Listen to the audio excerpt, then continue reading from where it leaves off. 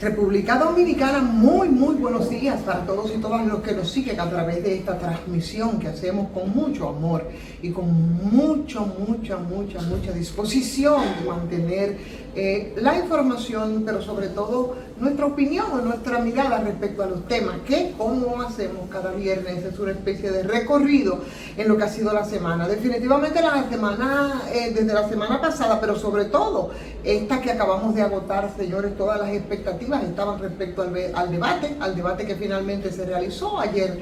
Un poco nos referimos al caso, la gente insiste en tratar de buscar quiénes fueron los grandes ganadores, porque se quiere buscar alguien que pudiera haber salido más beneficiado de esta exposición o confrontación de ideas para los que van a ternar, para los que van a ofrecer sus ternas, por supuesto, para las elecciones del próximo 19 de mayo. La verdad, si hay que insistir mucho en que hubo o no un ganador, yo creo que hubo dos ganadores, dos grandes ganadores. Y por supuesto, un ganador que, pienso yo, fue el presidente Luis Abinader por más de una razón. El primero, por haber accedido a un debate que ningún otro quiso hacerlo en otro momento, incluido el doctor José Francisco Peña Gómez, y que, como aclaraba ayer, aun cuando no era candidato, bueno, pues tenía un mayor averaje respecto a su contenedor en ese momento, que era Leonel Fernández. Pero eso, sobre todo por aceptar ya en este tramo y con una gran diferencia de votos, primer punto y primer elemento que yo pienso que fue ganador Luis Abinader, además de los ciudadanos y de las ciudadanas. Primero, su lenguaje corporal.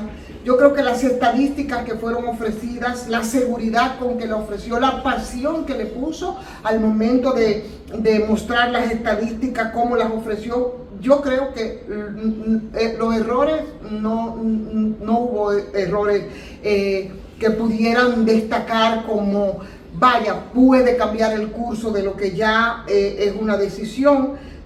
Siendo el mejor posicionado, yo creo que el presidente Luis Abinader, después del debate, mantiene esa línea. Abel, que muchos dicen que fue el gran ganador, yo no sé, yo pienso que tuvo una participación pobre. Claro, si nosotros lo medimos desde la perspectiva que Abel ha sido muy reactivo, poco proponente, con pocos temas, pocas líneas, bueno, esa participación que yo pienso fueron más que exposiciones, pues fue generalizaciones, ¿no?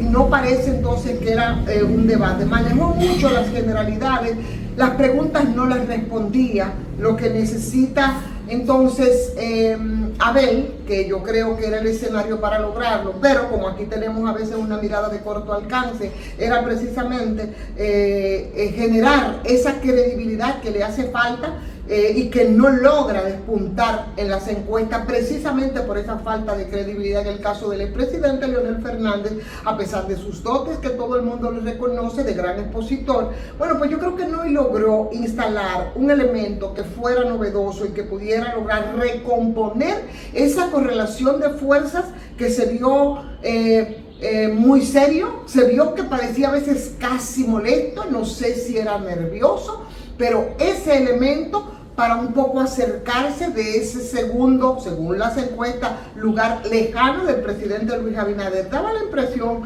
de que en algunos casos o había mucha seguridad o no hubo tanta preparación, refiero a los candidatos de oposición, por eso con los recursos que le da la solidez de la formación al presidente, por ejemplo, al presidente Leonel Fernández, yo creo que de alguna manera trató de jugar un poco con las cifras, con las estadísticas, frente a la contundencia de datos que fueron ofrecidos por el presidente Luis Abinader, que sabe a lo que fue.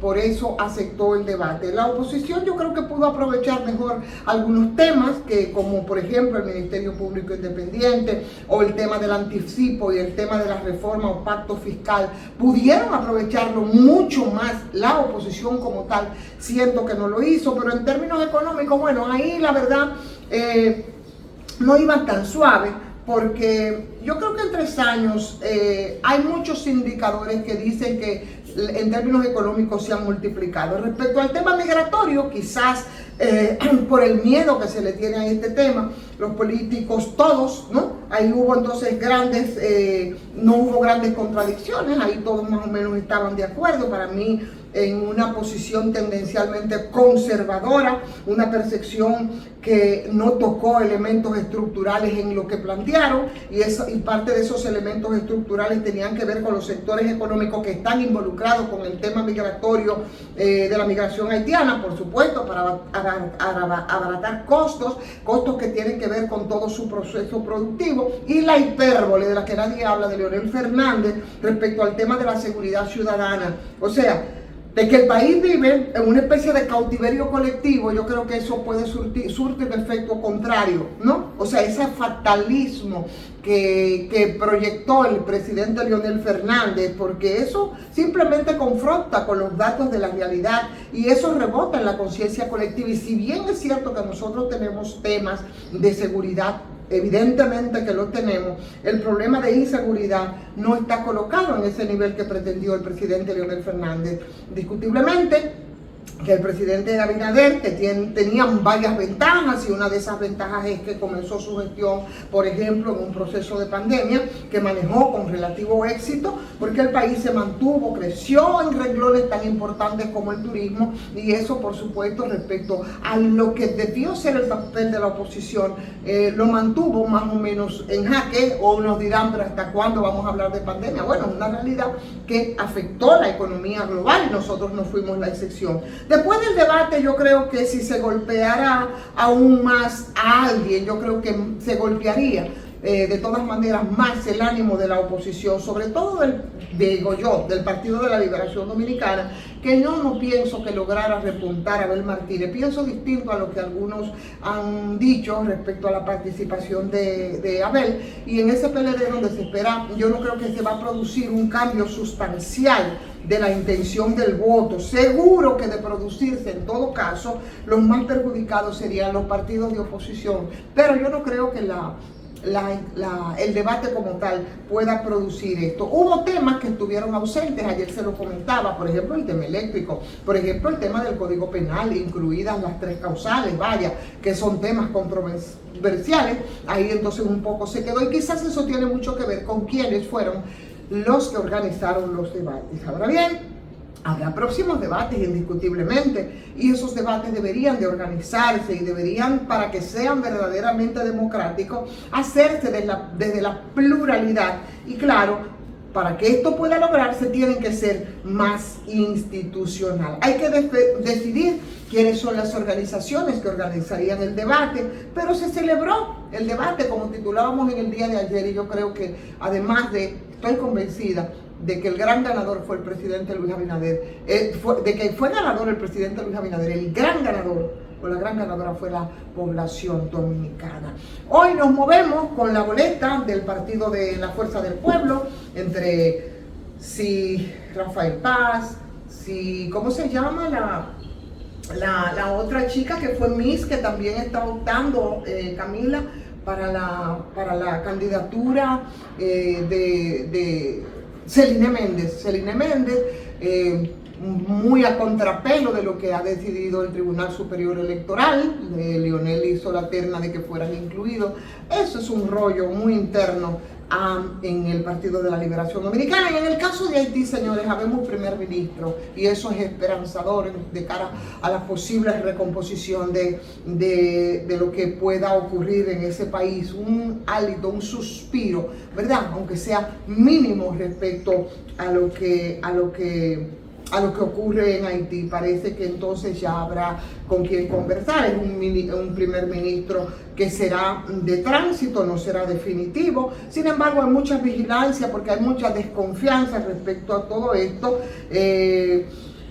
Con lo que es el caso de Haití, las pandillas que continúan obligando a la gente a abandonar sus hogares, destruyendo todos los hospitales, universidades, comisarías, todas las instituciones, tanto que incluso esa juramentación no pudo hacerse en el Palacio Nacional. Pero eso da un poco de aliento, ¿no? Respecto a la situación de haitiana, un poquito de aliento para que ese país pueda retomar un poco, la institucionalidad, ¿no? Y pueda caminar y avanzar hacia la recomposición de todas sus instituciones, sobre todo de sus instituciones políticas.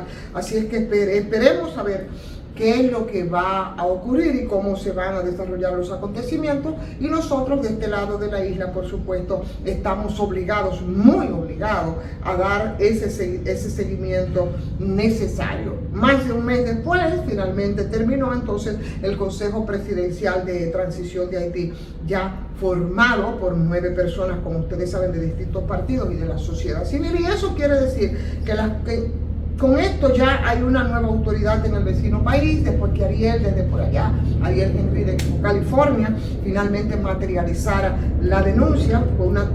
Vuelvo y repito, fue una ceremonia que tuvo que hacerse fuera del escenario en el que correspondía hacerse, que era el Palacio Nacional. Sin embargo, se hizo en la oficina del primer ministro.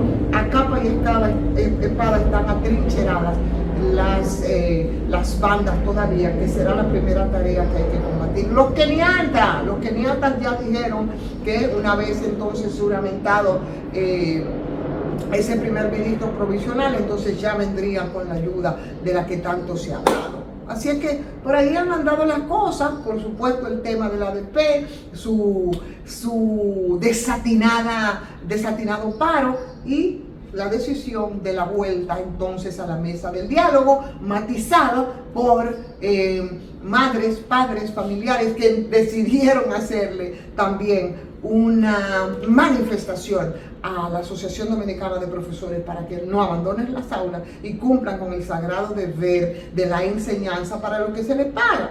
Y se les paga de los impuestos que nosotros a su vez pagamos al Estado. Pedirles, como siempre, que le den like a esta transmisión, que compartan, que inviten a otras personas a que se suscriban a este canal de YouTube. También agradecer, como siempre, a Farmacia GBC, recordándole su 20% de descuento en todos los medicamentos, en todas las sucursales, sin excusas, porque muy cerca de usted hay una médica GBC. Suscríbase. Y si quiere, como siempre le pedimos, hágalo también a patreon.com/soyivonferreras. Muy buen fin de semana para todos y todas, con calor y con preludio de lluvia.